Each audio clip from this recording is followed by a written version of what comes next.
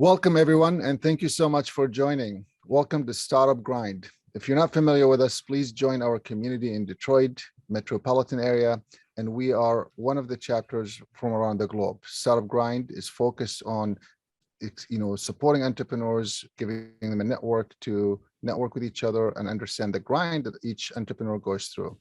It is one of the largest network around the globe, and I encourage you to join us and participate. Thank you so much for being here with us.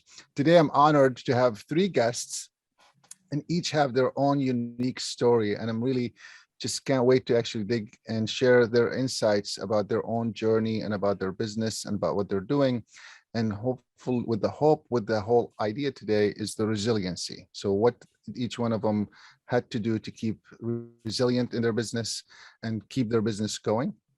And of course, although I have my own resilience frame, it's always good to hear from the actual entrepreneurs and what they might think about their resiliency and their own journey and how they got here. So with that, it'll be awesome if we could just have each one of you just introduce yourself, maybe like a minute or so about your, obviously your name, but also your company and what do you do today, and then we'll go and come back again for a second round of questions. So maybe we'll start with Linda, since I have you next to me right now on the screen. Okay, as the perfect. Screen move around, and then I'll shift to Autumn and then to Joe. So each question. Okay. So thank you, Linda. Go ahead. Thank you, Ferris. So I'm Linda Schlesinger-Wagner. I am the founder of a business called SkinnyTees that is an international woman's seamless tops, bottoms, skirts, you name it, we do it. And I started this at 62. I'm 73 now, and I had to do it. It wasn't a choice. Failure was not a choice. I needed to make money. So we can all do this. We can all do this. Thank you very much, Linda. Very cool. Joe, you want to go? Sure. My name is Joe Logato. I am COO of Bill & Rounds Appliance in Livonia, Michigan. We sell new and used appliances, provide parts and service in the Metro Detroit area. And I am in the process of continuing to purchase the business from my parents, and will be a third generation, founded in 1963. Oh, congratulations. Wow. That's a milestone. Yeah, it's been quite a journey. I've been full-time in the business for 13 years, but I was nearly born on the sales floor. Literally 30 minutes longer, I would have been born at the store. Oh my gosh, that's a commitment. Yeah, that's awesome. Thank you for sharing that, Joe. Autumn? Hey everyone, my name is Autumn Kyles. I'm a serial entrepreneur. So I have two businesses. I am the co-founder and CEO of Detroit Dough, which is an edible cookie dough company. We distribute edible, spoonable, safe to eat cookie dough to movie theaters, amusement parks, and stadiums.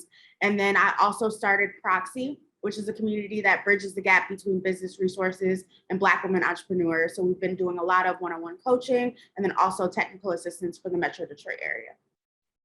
Oh my gosh, love it. I know that cookie dough. Oh, wonderful. Oh, yeah. Wow, Awesome. I didn't know that was a Detroit person. Yes, yes. Wow. So Detroiters, 3 millennials right here in Detroit. So yes. Great. It's awesome. Thank you all for sharing that. So, looking back, you all have, maybe the exception of you, Autumn, Joe and Linda, you've lived through other pandemics. If you've been around for 10 or so years or more, and since 60s, I know a few of them that I personally lived through since the 60s. So if you don't mind, just reflect back and say, what has been some of the learnings that you've gone through in the past that might have helped you through this pandemic? Good. Should I go first? Go ahead. Okay. So during the 60s, I temporarily left college and worked for my father in the tooling industry, which crashed. And my parents in their 40s, I was in my 20s, lost everything because my father signed personally for a business loan. When that happened, there were 6 children. That was our first rule: never sign personally for anything. Never sign personally. But he also, and I worked with him and traveled with him because he was strictly automotive. He said, I'm never going to be dependent on one kind of customer. And I went with him. He went down cold called to Hughes Tool Company and Schlumberger and all these oil industries. And I'm so proud of him.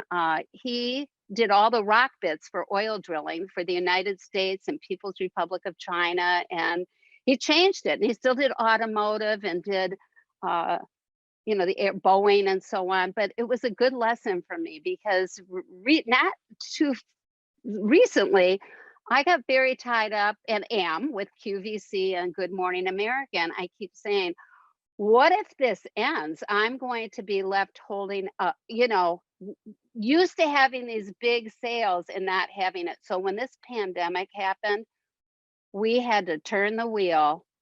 Not that we didn't do those, but go after, build our own internet, which we have a great one, but really go after customers via internet. Thank goodness, because it worked. It worked. Thank you for that. We, I came into the business full time in 2008. So it was in the midst of this crash. My parents were kind of like, are you sure you want to come into this? And I said, I think we can weather this storm. So it was a very much different feeling that we went through. Yeah. But what we did is we leaned into our marketing. We made sure that we had a website that was functionable. This was before they were like, e-commerce, you got to do it. You got to do it. Right. And we leaned into it, and we started to optimize our website, and we were able to keep our services going. We were able to keep steady growth from our retail side as a result of that. So leaning into some of those components really helped us to weather that storm and to continue to grow. So fast forward to 2020, we were able to lay a lot of groundwork. So our website was optimized for e-commerce. We had online chat added as a feature where we could have customers text us. They could talk to us through the website. We can call, we can set up service calls online. So I was able to set up remote call centers in order to keep our service industry going, so people can have their appliances fixed. I kind of took the helm on all of our sales and was trying to do all of it. I've worked a lot, but it was because it was so new and different for us to operate on a e-commerce only platform when the store was closed. I didn't know how to direct anybody on how to do it. So now we have a solid plan as we go forward. We're able to communicate effectively. We have all of our inventory is posted on our website. So what's in stock, what you can get right away. So there's no guessing there. And so now that's kind of how we've been able to weather this storm, is just really making sure that we've leaned into communication, optimization, and making sure that our systems are in place. So that way, if it happens again, we have our playbook. We know what to do. Right. Very cool. That's really interesting. Thank you both for sharing. Autumn, it seems like we already kind of curved into the conversation about COVID already and what happened last year. Would you mind sharing, what did you end up doing to cope and keep going with when the shutdown happened or all those things happened? For sure. So again, like I mentioned, my business is highly dependent on the concessions industry, which means that we are dependent on high volume places and spaces, sports arenas, which were all shut down right at the beginning of COVID. In fact, the NBA was the first organization to shut down, which means that one of our marquee locations, which was LCA, Little Caesars Arena, was shut down first. And so just to give you some context, we had opened up like a temporary concept store at 12 Oaks Mall that was doing phenomenal. We had probably the best quarter of our lives, and we were considering re-upping our contract so that we would stay into the end of the year. And our contract ended on March 15th. So as you know, the conversations around COVID were happening around the 10th or so, and we had to make a really quick decision whether or not we were going to shut down all of our operations or just try to weather the storm. Because again, at that time, people were talking about it's going to be like a 2-week break, a 2-week shutdown. And so, you know, because we saw kind of the writing on the wall with concessions, which again, at that point, even though we were doing so well at the concept store, was about 80 to 85% of our business. We decided, you know what, I'm not sure if this thing is going to end as soon as they say they will. So we're going to just, you know, pause operations. And so March 15th was a really hard day for us. We shut down our store. We shut down operations. You know, we were in a couple of obligations that we were lucky enough to be able to put on pause. And at that point, we went from making, you know, probably about $2,000 a day in cookie dough to zero. And so the pandemic really hit us hard. And we're actually in this position where, you know, we have to consider whether or not it's the right time for us to exit or if we should continue to weather the storm. Because again, concessions is still not where it used to be. Sporting arenas and stadiums are no longer looking at these high quality, yet high cost, you know, products and concessions because they're struggling to keep that business up as well. So we've been always, you know, really affected by the pandemic. Because of that, I started Proxie. So luckily I'm doing something that I'm passionate about, which is helping Black businesses. But we're definitely one of those businesses that's considering closing, and it's unfortunate. But I think that, you know, we did the smart thing with pausing at the very beginning, which is giving us the ability to take some time to decide what we want to do next. Yeah, wow, Adam. So it's not an easy task to take on. And honestly, I always tell people it's a mature thing to do to make the best decision for you and for the community that you're serving when you decide to do whatever you decide to do with that. You know, I know you're still exploring, so it's important to remember that. And a lot of times, although you could pivot to Linda's point to doing something else, it's maybe not just the right, I also call it the entrepreneur fit. It's not maybe the right fit for your personality, for your journey, for you as a person. And sometimes, you know, people grow out of their business or they grow into their business. So it just depends on how, you know, how you go through it, because you might, you know, you might start a business and you might become a little bit bigger than the business that you started, or different, you start taking different directions and you start seeing different things, or the other way around. You start a business not really wanting to be in the business, and then before you know it, you're in love with the business because it's taking you to places that you want to go. I'm not talking about money here, I'm talking about like just the destinations, the experience, and things of that nature. So it's it's a lot to be proud of to do what you've done, and it's a lot to be proud of to do what you're going to do next. So this is awesome. That's and thank you so much for sharing. Well, there's so much to unfold. Now I'm like, wait a second, I don't know if we have enough time. And you guys already, you know, one of the things I talk about the canvas and during the resilient canvas is, you know, leveraging what you have. And you all somewhat touched on it, that you've leveraged what you infrastructure that you had, or the network that you had. Linda, with your dad knocking on doors, like, I know how to sell, so I'm going to go out and do it.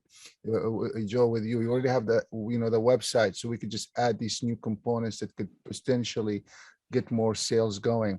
Adam, you looked in back and said, you know what, I would really love helping other Black women entrepreneurs do something. I could take this time and do something with it and leverage the experience that you've gained from, you know, you've won some serious money pitching. So those skills can be applied to any business, right? So these are the kinds of things that you've done, which is fabulous. Well, you know, when I read this reports a couple of years ago, it was 2020, when I was reading the reports about COVID, most of the reports that I read were saying, I'm not the expert, they're the expert telling me it's going to take somewhere between 18 months to 3 years in a short term, and could potentially up to 10 years long term. We all know now that when I was saying that back then last year, few people wanted to kill me, and I'm like, listen, I'm not I'm just the messenger. I'm reflecting back on what I'm reading. Now, the good news and bad news, it's the same in a way. Bad news, sure, it's 3 years to maybe 10 years max, 3 years at the bottom, and maybe 18 months. The good news is, unfortunately, we're almost 2 years in. Right. So they're counting from October 2019 is what they're counting, these experts are. So we're already at almost October 2021. So, 2 years in where we are, although it's shifted and changed and looks different than it was before, we're still in somewhat a pandemic, era per se, as we say. Anyway, so thank you for sharing that. Well, so what are some of the things that you felt that you did differently this time during COVID that kept you going than you did in other pandemics? Well, for me, Mhm. in March, I had to let my entire staff go, Mhm. but I still was getting orders. So I was the one woman show.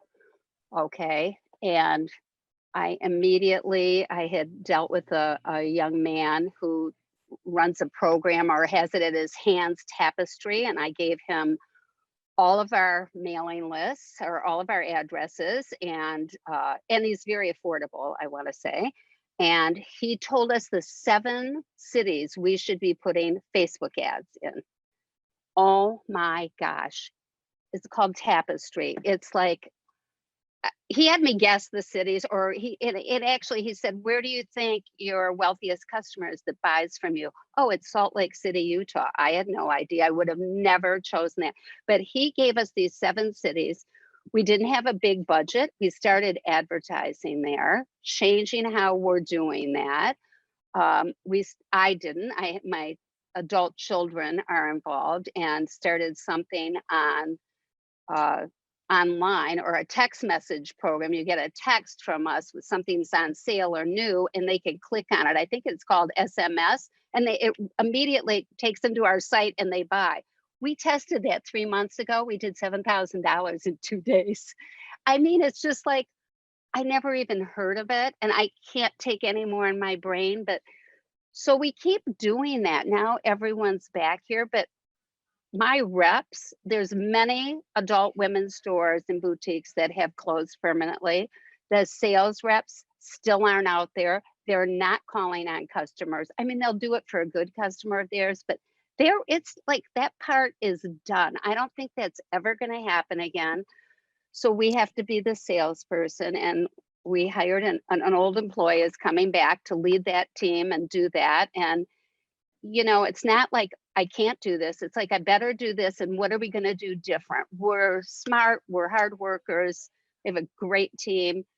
And we do. I talk with them and we think of great things to do. And it just works. But this Tapestry, oh my gosh, that put us back where we wanted to be just by Facebook ads. So that was my big thing. It's awesome. Well, I mean, again, you leverage the emails that you already had and the Yeah. data and the work that you had to really get you moving forward. So that's Yeah. insights, Linda. Thank you for sharing that. Mm-hmm. What about you, Adam or Joe? So again, this is my first pandemic that I've lived through. So I really don't have anything to say about what I've done differently. I think one thing that we did that a lot of other businesses didn't do is we didn't scramble. We just stopped, right? Yeah. And some people need to know when to, keep on going and when to just pause. Yeah. And for us, that I think that was the smartest decision we could make. We set up some arrangements with people that we were in leases with, just to kind of stop. And with that, I think we just stopped the bleeding, which was a lot better for us instead of trying to pivot, spending money, doing all of these things, especially knowing how the concessions industry was. So that would be probably one thing that we didn't do from other businesses during this time. Yeah, for us, it's always about being prepared. I like to think of every possible scenario. I didn't think of all of this by any stretch, but I did think about, the changing workforce as we were leading up to this, like that remote work was becoming a topic of conversation already, where people were, being incentivized to move to other states and cities that they could work remotely from, and they'd have incentives from that city to live there. And how could we leverage that? My brother is in LA, and he works pretty much all remote.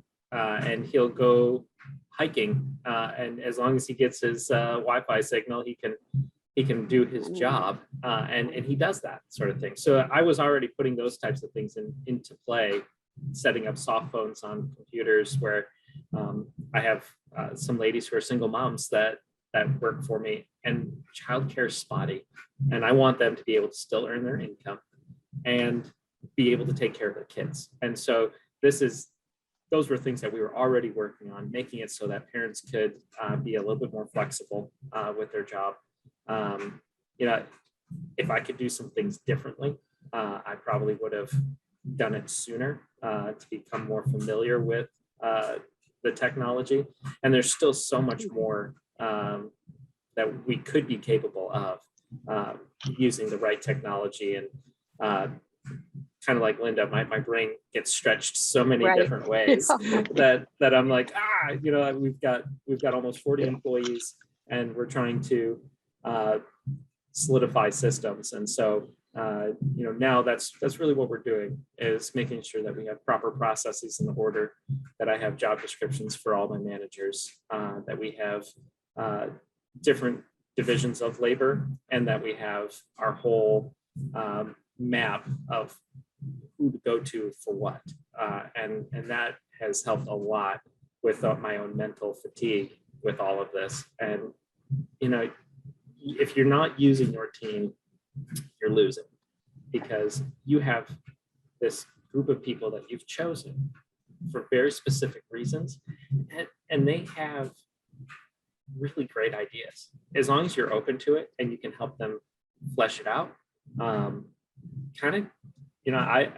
let my team run with some ideas, and they've just hit it out of the park. And in the last 6 months, I've seen such tremendous growth out of all my managers, and encouraging them to keep it going, and being able to find out that people have extra capacity to take on other tasks that I've been like waking up at 4 a.m. for, and staying up, it's the middle of the night trying to get done. And I'm like, oh, you could do this.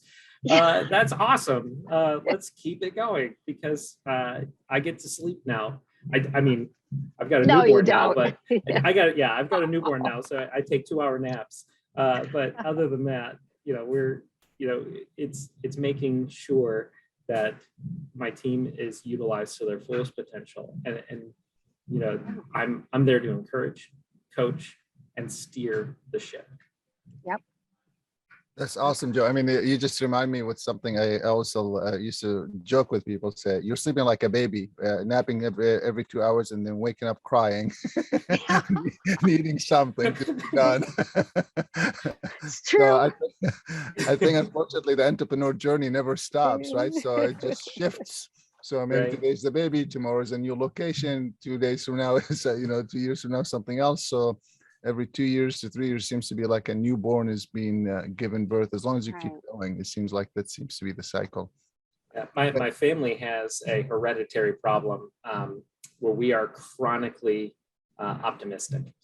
We can't stop looking at the positive and spinning it to like, oh well, now we know that doesn't work, and okay, now we know where we need to go.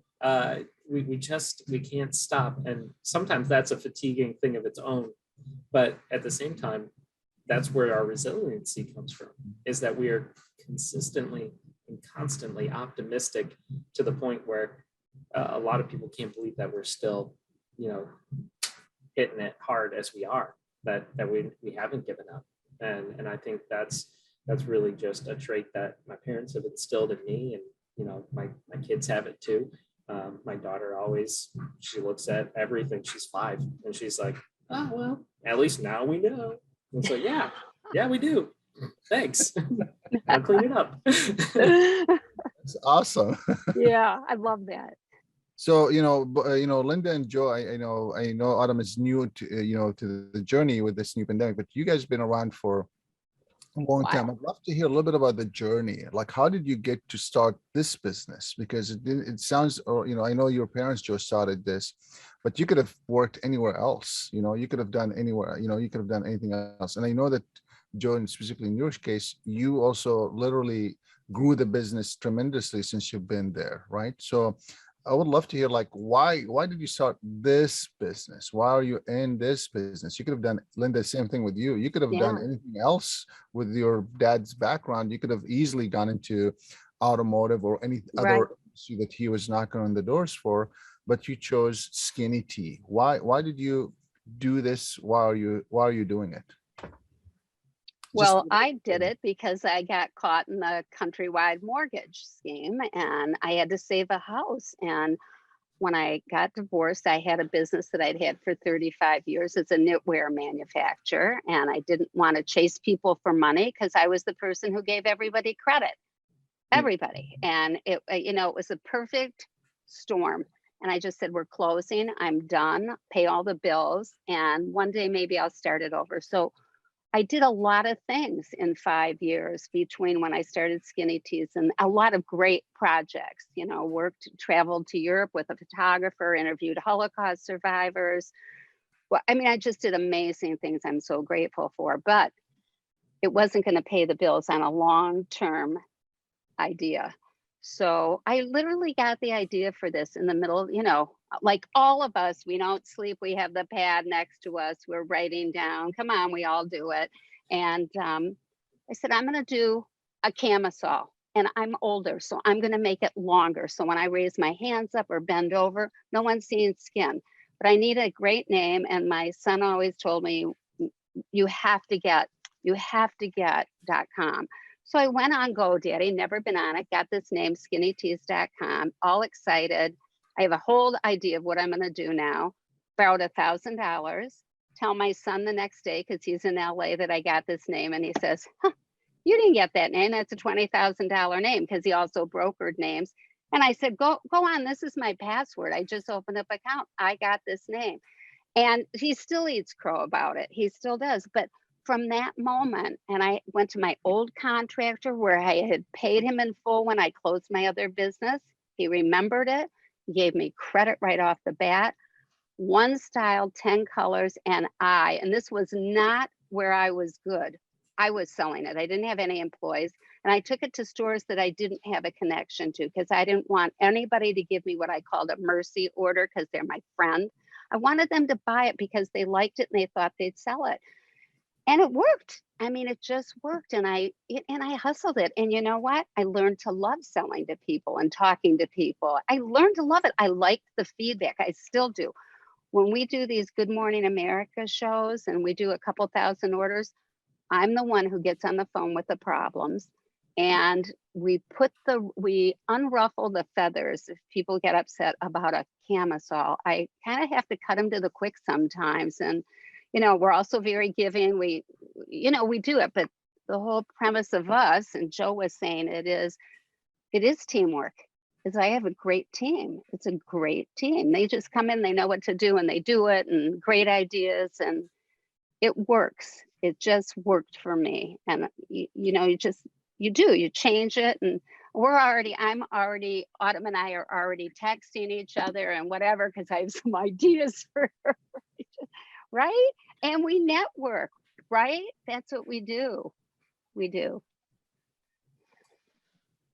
Thank you for sharing that, Linda. I mean, to me, it really gave me the seed of the resiliency that you have now, because you started with what you had, leveraging Right. the network that you had, and you were focused. You didn't do like 50 colors right away. You were No. focused about this is what I could Yeah. do with what I have. And that's a really important, I feel, lesson for resiliency, is that you have to maybe think of as a startup, not necessarily as a growth. Now, depending on your position, you could potentially be thinking about growth, because it sounded to me like in this last pandemic, you did more of, I'm going to call it growth mentality, which is you invested in some infrastructure, you invested additional money in some things that you didn't really know where it's going to take you. And you probably still thought of startup mindset, which is maybe small investments, but you were making an investment nevertheless versus initially when you started, maybe it was not necessarily an investment, it was just your time and a little bit of effort from you, where now you're like investing in other resources to help you grow your business. So it seems like, maybe similar, but yet different of how you're using this mindset of startup versus growth and when Right. you're using it. Thank you for sharing that, Linda. Joe, I don't know if you Mhm. want to comment or anything, feel free to do so, please. Yeah, so my grandfather started the company in 1963. He was out of the military. He had been trained as a refrigeration technician. He knew that people needed to have these refrigerators that they were purchasing at that time fixed. Air conditioning was new in homes. He knew it was going to be fixed at some point. He got into appliances. My dad came into the business. He was engaged to Rod's daughter, my grandfather's daughter, who's my mom, and he was actually on his way to motorcycle mechanic school, and he was going to be a motorcycle racer and mechanic. And Rod said, "Hey, come on in. I'll pay you $5 a day and a cheeseburger to do appliance installation." My dad's like, "Oh, I could use some pocket money before going to school." So he did that. Next thing he knew, Rod was diagnosed with cancer. He didn't tell anybody. He lived for 2 months and left the business to my dad. My dad did not know what he was doing. He also found out that the business was bankrupt, that the secretary had taken all the money out of the business, had not been paying bills for the last 6 months, and he realized they had no money. Their credit was maxed everywhere, and he was a 20-year-old kid that just, he didn't know what he was doing. And he hustled. He talked to all the vendors, said, "Hey, listen, just give me a chance. I'll go cash. As I get the money, I'll pay you back." He also found out that the will wasn't squared away, and he had to pay off all of my mom's brothers and sisters. And so he worked hard. My mom graduated from Michigan State University. She came in. She thought she was going to be a journalist, but turns out she was just a really good business partner for my dad. And them together, they took it from bankruptcy, and they had 6 to 8 employees typically at a time, and they worked hard. They made it profitable. They paid off all their debt, and they worked it that way for quite a long time. In 2008, I came in full time. During high school and college, I did service, I did installation. So I swept floors, I did warehousing. Oh, yeah. Once I graduated, they allowed me to start selling product. I had worked at another appliance store at the same time to learn how to work in a larger atmosphere. So we went from 8 employees when I started to now we're almost at 40. And we've just seen tremendous growth. We went from a 3,500 square foot building to now 18,000 square foot. And we are, we sell everything from rebuilt appliances for someone that just needs something to work to your ultra premium. And that's our goal, is to always know who we're serving, and that it doesn't matter who you are. You've got something that you can get from Bill and Rod's, and we're here to take care of you the same as anybody else. And so that's a little bit of my story. I forget your original question, but I enjoyed what really drew me into the business actually is I went to school for advertising and marketing originally. And then I realized that I really liked the idea of being an entrepreneur, and our school offered an entrepreneurship and management dual major. And so I switched programs. I got into it. I used my parents' business as a case study. And that's when I realized, I was like, hey, they got something going on here. Yeah. I think we could do some more. I think we could really do something here. It took a lot of convincing to my parents, because they were like, you don't want to do this? Owning your business is stressful. You remember how many vacations we took as a kid? I was like, yeah, no, but like this is something here. And so after convincing them that I could do it, and that we could be profitable, and that we could grow, they got on board, and they've really allowed me to to flex some muscle in different areas, and they've pulled the reins back in others where I got a little bit too crazy. So their guidance has been good, but we've been able to have sustained growth because we really just took advantage of opportunities as we saw them, added brands systematically, and I think for future growth, we're looking at possibly 2 locations in the next couple of years, and I want to just make it our greatest hits. I've done the experimenting. I know what sells really well. I know what our customers are looking for, and I know that we can set up that next step by making sure that we stack the deck in our favor. And so that's really some of the biggest lessons that I've learned through this long life of appliance addiction. Well, I mean, I'm so sorry to hear about the grandfather. Yeah, It gave me awful. goosebumps listening to that story. And it's clear that the resiliency that you've had, one thing you both touched on, I think maybe Autumn maybe has similar situation that you might not just shared it with us, which is you all were surrounded with people who are also thinking about resiliency and how to keep moving forward. You could have easily been surrounded by individuals who would have told you, stop, get out, do this or do that. And you might have here and there, but the core of your network was individuals that knew that you got to keep going forward. I call it moving forward, not necessarily moving beyond, but moving forward, right? You still have some painful things that you have to carry with you or whatever that you have to take with you, but you're moving it forward. Adam, I don't know if so whether it's your dad and mom, for you, Joe, Linda, your dad, your own journey in the past, right? You probably surround yourself, the person that gave you credit because you paid them, right? So you surround yourself with the right people that could potentially allow you to keep moving forward. Adam, I don't know if you want to share anything like that with us, that you could maybe open up the mind of individuals, because this is, one of the things I talk about in the resiliency canvas that I discovered in the process of talking to amazing people like you is I call it the me and around me. So you yourself thought that you could do something, but you also surround yourself with people that also were resilient themselves. So Adam, would you share anything from that? For sure. I'll tell you guys about kind of like our first 6 months in business. So we started Detroit Dough in 2017. Again, it was me, and my boyfriend and his sister. And so we kind of stumbled on this idea of edible cookie dough. Obviously there's dough in New York City, if you've ever heard of it. And I was like, oh, that concept is so cool. Maybe somebody in Detroit should start it. And so I've always been risk averse. I worked at a consulting firm and I was making a lot of money. So the idea just came and went. And so my boyfriend was like, oh, like, I think we should do it. And I was like, you sure? Like, I don't know if it'll work. And he's like, yeah, I think we should. So in June, we ended up starting the business. And so we were in idea phase. And our first kind of iteration of our business was to create a brick and mortar shop in our neighborhood, which is Northwest Goldberg, Detroit. It's where like Motown Museum is. And so that was the whole concept. So, first thing we did was apply for a pitch competition. We got in. Shout out to Michigan Women's Forward. And throughout that time, before we even sold a cup, we worked on our business plan, our business model, and our pitch.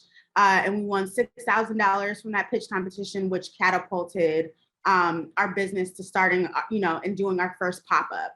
And so we did a pop-up in Midtown at a business that was a good friend of ours. And somehow we got on Fox 2 and we had a couple of articles out, and we sold out in a weekend. I think we sold like $7,000 of edible cookie dough in one weekend. And so we were like, oh, we got this. Like, this model works. So we started doing pop-ups from then on. It was around November. And we noticed that every single pop-up that we did after that, sales started to dwindle. And so we went from making $7,000 in 3 days to maybe $1,000 in 1 day to maybe 500 and 200. And then I think at one point we did a pop-up shop at a coffee shop, and we sold like 1 cup. And we were like, this isn't sustainable. Like, there's no way that we can, continue to do these pop-ups. And if we can't generate money now, like, how are we gonna, generate enough money for a build out, for a space? And so we were actually at that point, like, hey, maybe we just had a good thing going, like, and we just kind of need to close up shop right now. And we talked a lot about what Detroit Dough would look like in the future. And we came up with this idea of selling it to movie theaters. Like, again, when you go to a movie theater, you have popcorn, you have pop, and you might have some like really cool candy, but like, what else do you have, right? No one's really going and saying, hey, I want to, there's this super awesome product there that I can't get anywhere else. That's going to be, super fun to watch with like Star Wars or something. And so we were like, okay, that's a cool concept. So my business partner ends up Twitter DMing the CEO of Imagine Theaters and was like, hey, I have a product. Would you meet with me?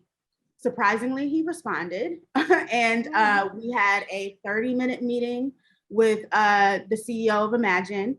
And he was like, yeah, let's go. And we were surprised because we were like, there's no way that we landed such a big deal off of a Twitter DM. And what we didn't realize is that we didn't have a manufacturing space. We were making it out of our home and we were doing all of these things. And, we were just piecemealing it together. But luckily, the team at Imagine gave us a space for us to manufacture our product. We got new cups and we were literally hand delivering it. And we were the top, dessert option, probably right next to popcorn. It was like candy, us, and then popcorn. And so we did really well there. It catapulted our business. And we were actually the first cookie dough company in the country to sell to a movie theater. And had we not, started to think more creatively and innovatively about where cookie dough can be, we would have ended up closing shop before 2018. So that's probably like the biggest resilience story that we have. It was the start of us getting into, University of Michigan's Big House, and into Little Caesars Arena, all of these places. And we just kind of grew from there. Great. Yeah, Good story. Yeah, each one of you guys is so Yeah. unique and has so much to offer in a way to share this. So yeah, I always have believed that me and around me is so important because that's really what gets you going. And you all had the mindset, which Joe, you hit on it really quickly, by being, the entrepreneurship mindset. I also say the leadership mindset. And then, empathy, because a lot of times, especially in pandemics, you want to make sure that you're somewhat of, connecting to the people. So Linda, you're showcasing that I'm going to pay you, give me a chance. Same thing with you, Joe, right? Your parents taking on a bankrupted business and saying, we're going to do well with it. These are all things that prove that the mindset is so important. And then the me and the around me, and then the business, what you have, what you can leverage, and what you piloted, Linda, then you started offering it, right? You piloted that one line or two color, one color. And those sort of things are really important to other people who hopefully learning from your journeys to get this framework to reference, to use, and keep things going. This is fabulous. Thank you so much for exposing and being open and sharing. So clearly we can keep you here for days, each one of you, but I know that you have a little bit more work to do today. Just, another 12-hour day shift or something like that. So I would love to just hear some of your thoughts on, if you were to share an insight today with an entrepreneur that's either starting or in their business today, and we're selling somewhat in this, new way of doing business, I'm going to call it, not necessarily a pandemic, but a new way of doing business. What would you say to that person? What would you tell them? If I'm starting, what would you say? And if I'm in business today, whether struggling or growing, what would you tell them? Network. It's all about networking for me. It's all about meeting people, doing good things, meeting more good people, because I think the more people you talk to, the more support you get and the ideas you get. And that's been my experience in the last 10 or 12 years. Just look we all met you. How lucky are we? I mean, well, it's the same. Really, I'm lucky to meet each one of you. So. I mean, that would be my takeaway, really. Okay. I would agree with Linda. Just it's relationships. It truly is. It's not something that I've taken enough advantage of. Trying to think as I grow and mature as an entrepreneur, thinking that I've got to do everything. But my main job is to make sure that I'm making connections, that I'm meeting people, and using those connections to either further our growth or enhancing the way that we do business. So just making sure that you use those relationships responsibly and take advantage of the opportunities that are given to you. Yeah, and I hate to be the person who says the same exact thing, but networking, but more importantly, for younger entrepreneurs who are on social media, who are looking at maybe other businesses who are super successful, or maybe even potential clients, your clients are a DM away. I just told the story about how we got our first introduction into concessions. But I've landed a lot of my personal connections and opportunities literally through sending an Instagram or a Twitter DM. And a lot of people think it has to be a formal email or a formal conversation, but you'd be surprised at how much you can get just by asking. And so start to leverage what you already have. If you're on TikTok right now and you see an awesome creator and you want them to try on your products or do whatever, right? It's a DM away. And I promise you, it really does work. Mm-hmm. Wow. So we got network, relationships, and DM away. I like that. So, I always tell people, Adam, and you might have heard this before from others, that if you actually make it formal, you might not give or get that meeting. But if you make it more casual and more about, just quick conversation, those meetings are really, no one really wants to hide behind the scene. Any CEO, that person is looking for also relationships for other people to connect with. And it's important to DM, but I think also something you mentioned is also important to be ready to operate, right? Because once you DM them and they said, let's do this, you're like, oh, what do we do now? But you were upfront about it and you were able to navigate it and do those things. So, one thing I think an insight that you're sharing, I'm not sure if you wanted to share it that way or not, but I'm going to frame it in this way, that if you don't take your business seriously to DM someone else, who else will? Right. So taking those initiatives and doing it, Linda, you shared it in a way by calling that person, said, listen, give me cash, I'll pay you cash. Or Joe, you said that. Linda, you said, I want to get more supplies from you, right? So you were able to step up and say, this is my business, this is my thing, I'm going to do it. And I need you to support me. And here's, you didn't tell them here's why, but your action just told them why they should do it. So thank you so much for sharing such insights. I want to, leave you for, leave a couple of minutes here for you to, to like go back to your normal day and do whatever you want to do. And, if it comes, I was going to say, give me one word to close the session, but you somewhat gave me that one word, but if you feel like there's a word that comes to your mind when we say resilient, you please welcome to leave that one word again here. And as we close, and I will give you the chance to do that, I want to say thank you. It's been an honor to have you here. Thank you so much for making the time, making the space, and sharing such insights and, exposing your journey to the world for others to learn from it. So if you want to go ahead and say one word that comes to you when I say resilient, and we'll close. Teamwork. I'm teamwork.